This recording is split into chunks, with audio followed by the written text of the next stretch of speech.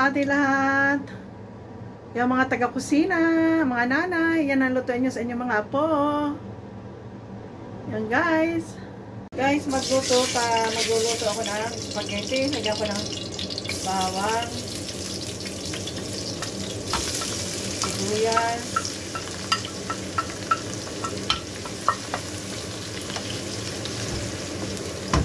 tapos ko yung aking pasta. Isahin ko na yung giniling, 1 kilo.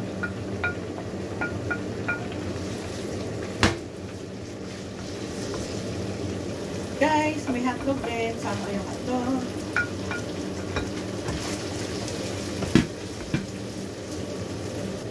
Guys, lagay ako na sauce ng spaghetti. Mas maganda yung may buo-buo pa yung ano. Ito, guys.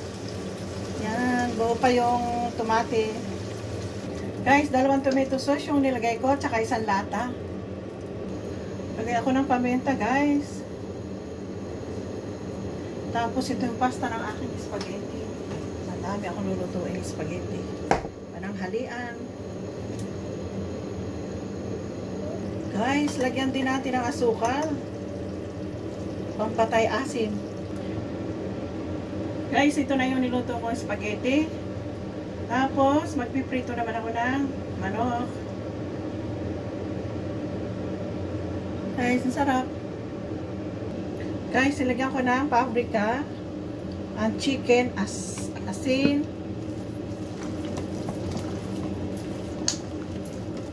haluin lang natin.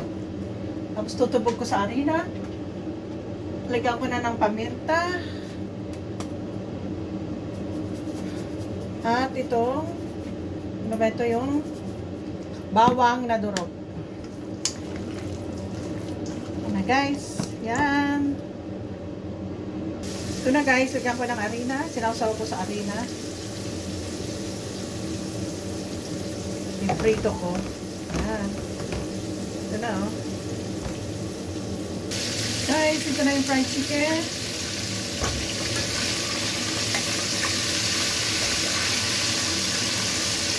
Okay, luto na. Salisa ko lang na ahon. Ay, paluto na. Hindi naman maganda yung sobrang malutong. Hindi maganda rin. Kaya kailangan ito ang tiring. Ayan o. Guys, yan na yung aking niluluto na spaghetti, pananghalian. Pag may natira pang hapunan, masarap yan guys. Sana magustuhan nyo o.